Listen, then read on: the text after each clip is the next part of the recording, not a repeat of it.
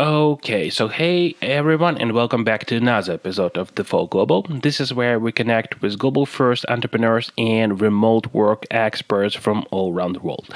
Our guest today is Nik Talreja, CEO at Sidecar. Nik, thanks for joining us today. It's a pleasure to be here, Vit. Thank you. Yeah, Nik, it is fantastic to have you on the show.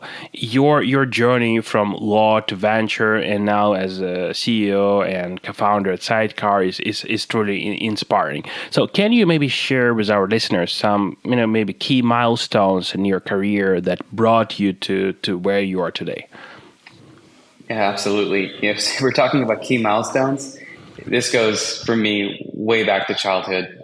When I was a young kid, probably around 7 or 8, my dad had to change careers, and we didn't have a lot of money. We kind of lost everything, and as a result, he had to figure something out. He had to start a business from nothing, from scratch, and it was a real bootstrap type business, buying merchandise and selling it to a retail audience, basically. And I grew up in that business, and I saw how my dad struggled to take it from nothing to build it to something that was very strong ultimately, and basically allowed my family to get from poverty to live in a nice neighborhood. And I was instrumental in supporting my parents during that time because they didn't have anyone else to work with them. So they tagged me in as like a salesperson to pack boxes, to answer the phone, to help them build out their inventory system in Microsoft Access, which was like this database application back then. And I basically was, I got to follow that entrepreneur journey as a child. And I think a lot of what I saw became a part of my core values very early on, like this sort of ownership mentality, a growth mindset, really thinking about customers deeply as partners, not just someone I wanted to sell to, but someone I wanted to build for and with and grow with. And I think that entrepreneurial spirit was set at a very early age for me. So my career didn't take me through an entrepreneurial journey right away. I did try to start a couple of businesses after college that didn't really go very far. But then I went to grad school because I didn't really know what I wanted to do. And I picked law because it seemed like a skill that was valuable even beyond business. I was like, oh, it's a specialized skill. I could maybe be a lawyer. If I don't want to be a lawyer, I could still go into business. And long story short, I ended up practicing law for about a decade after law school.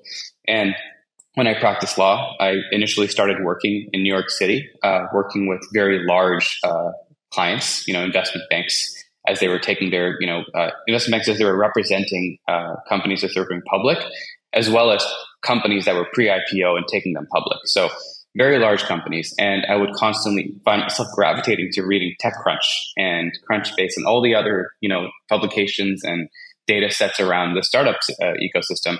And lo and behold, I started to feel more passionate about the startup ecosystem than the large clients I was serving, which maybe is something I should have expected. So I ended up moving to Silicon Valley, and I worked for a law firm called Cooley, representing startups, representing VCs. That took me down an entrepreneurial journey of starting my own law firm, as I had a couple clients that wanted to work with me directly when I was at Cooley. And I ended up investing behind some of these clients that I thought were really interesting companies that were, going somewhere. And I wanted to be a part of that upside, not only as, a lawyer charging them an hourly rate, but on their cap table as a stakeholder, someone that was behind them and supporting them with my dollars also, which ultimately led to feeling the pain of being an investor. I started to syndicate investments eventually because I had friends back in New York that wanted to invest behind these same companies I was investing in. And I was like, all right, I guess I can help you do that, since I can spin up an SPV to give you some exposure to startup ecosystem. And I started to feel that pain directly of being a VC. What I learned quickly was that there are standards for how companies can raise capital. You can rely on instruments like the Y Combinator SAFE, which is like a 5-page agreement that everyone understands. But if you're a VC trying to start your business, there are no standards. There's no go-to instrument. There was no go-to software that everyone recognizes the gold standard. And it dawned on me that the entirety of private markets, which is this $14 trillion market of people invest behind things like real estate, VC, private equity, hedge funds, there are no standards. And it kind of, made me realize, hey, what if we could build gold standards across these different asset classes? And that's when Sidecar was born. This was back in 2020. Started the company officially in 21. It's been 3 years now at Sidecar, and it's been a marathon. And yeah, a lot of like the nuggets of what I bring to Sidecar started again way back in childhood as far as my core values, and those are the core values of Sidecar today.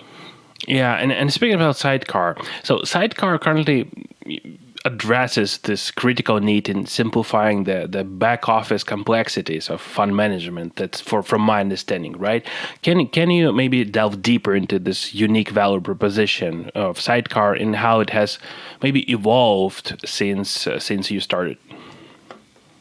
Absolutely. The value proposition is pretty simple. Like we take the pain out of your operation as a VC, right? So what are the things that a new VC, someone that's very passionate about backing, let's say seed stage life science companies that may be developing therapeutics to treat, patients with unique types of cancer. Like let's say that's the person's passion and they want to invest behind these companies. What are they really good at? They're probably good at identifying those founders and validating those businesses. What do they not want to deal with? It's all this stuff that like relates to legal entity formation, banking, tax, accounting, communication with investors, ultimately supporting their investors at a liquidity event, right? Creating a secondary opportunity for their investors where they can maybe get some value out of their early investment behind you. And our goal is to take away all of the stuff you don't want to deal with and make it software driven so that you can focus on what you really are passionate about, which is backing game-changing founders. And that value proposition is, again, the simple one is just like keep things simple for our customers and take the pain away. What we've iterated on since is really, I think the unique aspect of our value internally is the software driven nature of how we do things, the standard driven nature of how we do things. So if you're working with us, you kind of have to accept certain boundaries around how you conduct your business that enable us to be truly software driven behind the scenes. And I'm sure you've seen some of this working with us, right? But like, we hire engineers that have a lot of talent in different, specifically around back-end infrastructure, because so much of what we do is related to creating integrations with banks directly, with different vendors for compliance purposes. We built out our own bespoke ledger system. It's all sort of behind-the-scenes magic that really keeps things simple on the front end. And you touched this a bit, but still, could you share more about who exactly can be a part of Sidecar, who exactly can benefit from your platform, and for those who are interested, how do they begin using it? Yeah, it's anyone who wants to invest in a private company today. This is sort of like the customer base. Anyone who wants to invest in a private company and wants to bring other people along for the journey, right, to invest in that business. Got it. So, in light of the current venture market dynamics, what trends have you observed, especially with the correction of innovation and increase in diligence? So, how has maybe Sidecar navigated these changes? Yeah, 2020 and 2021, post-COVID, I think we saw that there was this sort of free-flowing capital, right, for better or worse, and folks could start businesses anywhere. In fact, Sidecar benefited from this. And as a result, valuation started to skyrocket as it seemed like every opportunity was a great opportunity. 2022 was a pretty sobering year. I think people came back to reality when they realized that maybe there was a bubble in the private markets. But we weathered that storm primarily because our value prop of keeping things simple for our customers and doing so at an attractive cost is actually almost more attractive in a sort of retraction period. And last year, as the market started to come back, we saw that our customers were really happy with us. So as they built volume, they were building volume on Sidecar. And they were telling all of their friends about us, in a sense. So we grew 3x last year as compared to the year prior. And we're set to multiply our growth this year as well. And I think we've done a good job of weathering the storm by being really focused on a single type of product experience rather than trying to just like service every customer in the universe. And by being focused, we've made a certain group very happy that we believe is a growing audience, right, over time.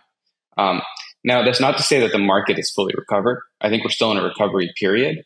But we have weathered the storm by not trying to take a bunch of bets in different areas where we needed all of them to work, but we've placed a very big bet on a segment that we have high conviction in that has come around and is now more active because they're perhaps having a more difficult time raising a fund to invest across multiple companies, like an Andreessen style fund. And as a result, they're continuing to build their track record using SPVs, which is our core product. And looking ahead, I guess you mentioned this in one of your podcasts. You mentioned the potential like expansion to other asset classes and possible, possibly developing other investment products. So could you maybe share what you have in mind and how your existing clients and maybe new clients can benefit from your expansion to new investment products? Yeah, absolutely. If you look at the sort of world of opportunity for Sidecar, it really starts with emerging venture capitalists that are creating an SPV to invest in a seed stage company, which is like this tiny slice of the overall private market. But it's still an attractive slice because it's one that will receive a software driven experience and be happy with it for running their business. But if we look at these additional slices of the private market, which include things like real estate and other asset classes, all of these assets are, largely held through similar structures that as what Sidecar creates today. So for us, it's not a grave deviation to consider opening Sidecar up to this world of additional private market assets. However, what's important for us to consider is, again, staying focused, right? So we focus on a certain segment in venture. Can we replicate that for a certain segment in real estate, a certain segment in maybe private equity, like search funds or whatever it may be? And that's the work we're doing today to discover, like, where do we want to go next? I'm confident that there's utility for Sidecar in the broader private market. I'm confident actually that in 20 years, whenever someone's investing in the private market, Sidecar will be a part of the value chain. I think the question for us is how do we navigate to that like sort of larger market impact? And those are questions we're answering this year. And speaking about the larger markets, Sidecar facilitates venture capital deals not just domestically but also globally, from my perspective, right? So how does the platform support entrepreneurs, investors with, I guess, this international ambitions, right? So, and what unique challenges do you see in this global venture landscape? Yeah. So we support investments globally and investors globally. However, we don't change how we operate for an ex-US audience versus a US audience. And that is because, we have created software that creates a Delaware entity for supporting your investment into the underlying asset. We support investments in US dollars. Now, a lot of global trade happens in US dollars, and Delaware entities are a gold standard. So it's not a hindrance to a global audience using Sidecar. Some of the challenges, however, that we have seen are around foreign exchange sort of issues. Like, let's say the company needs to receive an investment in British pounds, sterling, or perhaps, Turkish lira, which actually hasn't happened. But like, let's say, there is a need for that, right? In that situation, we'd have to deal with a Forex conversion event. These are like nuanced, sort of like, at the edge of our world type issues, but we have experienced some of that. So at this point, Sidecar has raised like 8 mil, and it's in its seed stage, I guess, right? And you have team around like 20 members located in California, New York, and Latin America. Is that correct? We've actually raised a bit more than 16, and we now have a bit more than 40 people. Oh, I'm sorry. Okay. Okay. We grew quickly last year. But yeah, so we're now, this is maybe interesting for some folks who are building, we started as a fully remote company. We're now a hybrid organization. I get a lot of benefit from working with people. I think a lot of our team likes to get together. So we have physical offices now in Houston, where I'm based, San Francisco for our product design and engineering team, Seattle for our customer support, customer success team, New York for our sales and marketing team. And then we have a few engineers, as you know, in Central and South America. Yeah. But initially, Sidecar started as a remote-first company, right? So your initial engineering team, a significant part of it, as far as I know, like it was based in Latin America, outside of the US, right? So can you share more about the impact that this initial strategy had on Sidecar's growth and overall team dynamics? Yeah, and I wouldn't even say it's an initial strategy. I think it's a continuing strategy. Okay. For engineering specifically, I think this engineering is a unique organization in that there is quite a bit of structure, and it's pretty clear what someone should be working on and what done looks like usually. And engineers typically work very well remotely, like just like from our personal experience building an engineering organization. So for us, it's a continuing strategy of having a global engineering team. Number one, of course, there's a cost benefit of hiring engineers for if you're a US based company outside the US. I think a second is you can find engineering talent in countries that are in time zones that are adjacent to the US, right? So like there's just, for us, it's a no brainer to find great talent wherever talent exists for the engineering organization. Although leadership as a company is centralized in the US in certain cities. And what strategy have you implemented at Sidecar to build this really cool remote and global first culture inside the company?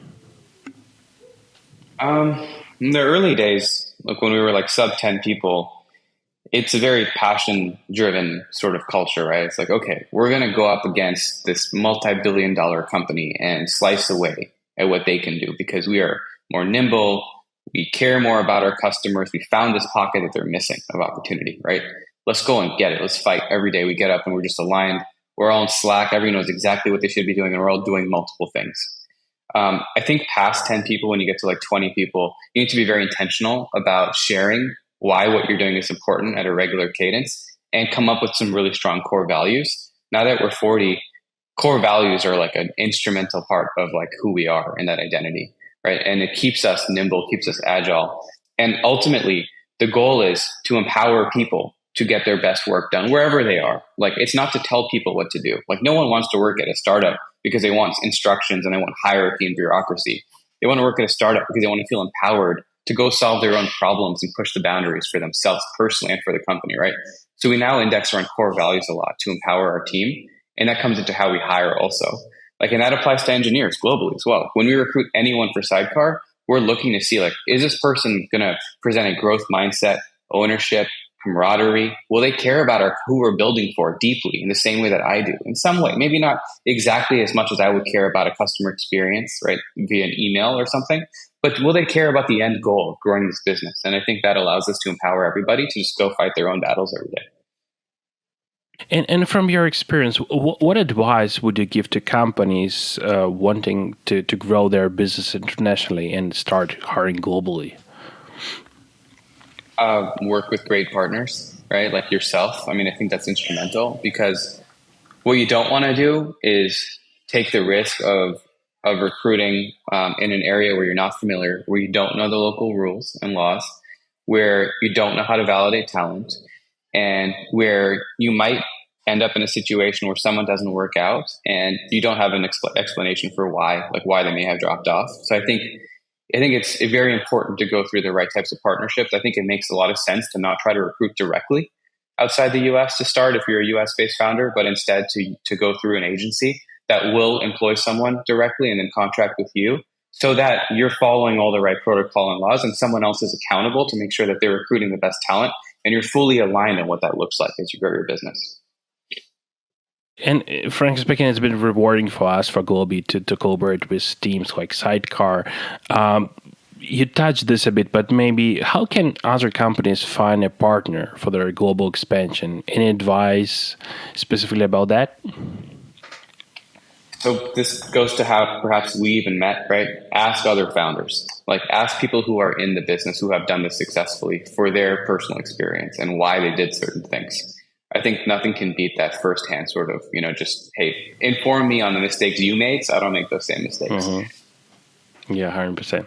Nik, I would like to conclude our conversation with another point that caught my attention in one of your interviews, in one of your podcasts. You mentioned this belief that anyone can be a venture capitalist. So what practical steps can individuals from outside maybe the US take to enter the VC space and start investing in startups? Yeah, look, I think anyone can be a venture capitalist. Should everyone be a venture capitalist? Probably not. It's not a very lucrative business. It's a very passion-based business in the early days. But I think the steps to take, like the first is one, like, do you believe that investing in startup companies is like the way that you can channel your energy towards some positive change in the world, right? I think you need to feel that viscerally. Like, my impact can be had by backing someone who I believe is working on something so instrumental to what to what humanity needs in the future, because it's really that type of bet, right, that makes sense in VC. It's like that one bet you will make that will return 100x, right? That's how you should think about it. But if you feel that passion, if you think like being close to founders is where you want to spend your time, and backing founders is like your way of driving your impact, then I think the way to start the business is to meet as many founders as possible, to meet as many other VCs as possible, and to learn the patterns that people look for when they meet a founder. Learn the founder journey and the challenges inherent in building a scalable business, because it's not intuitive. It's not just as simple as start like incorporate an entity, hire people, raise money, win, right? There's a lot of pain and suffering along this journey that I think you need to be able to empathize with, to understand the traits you want to find in a founder, right? How committed are they to this vision? Have they built something in the past? Have they been through really difficult situations where like the world felt like it was falling apart around them, but they still persevered?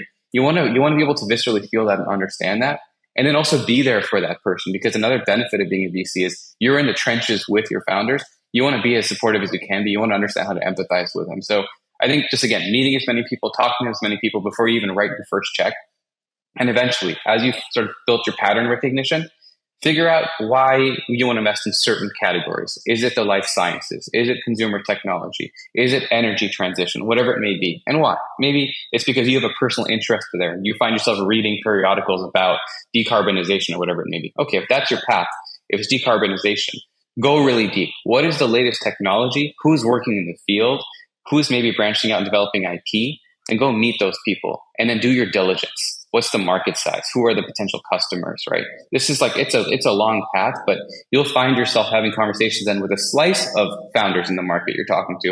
And then when you feel like you found the right opportunity, you have to really show up and be like, I'm going to help you, right? Take my $25,000, whatever it is, whatever the total amount of money you can raise is, maybe a small amount to start. Take that and be like, this is the best money you will ever receive because I'm going to be in this with you. And start to build your track record that way. I would say that's probably the best way to do it. Awesome. Thank you very much. Thanks a lot for your insights on the VC space, investments, and global expansion and hiring. Thank you for your time. Of course, Vit. Thanks for having me.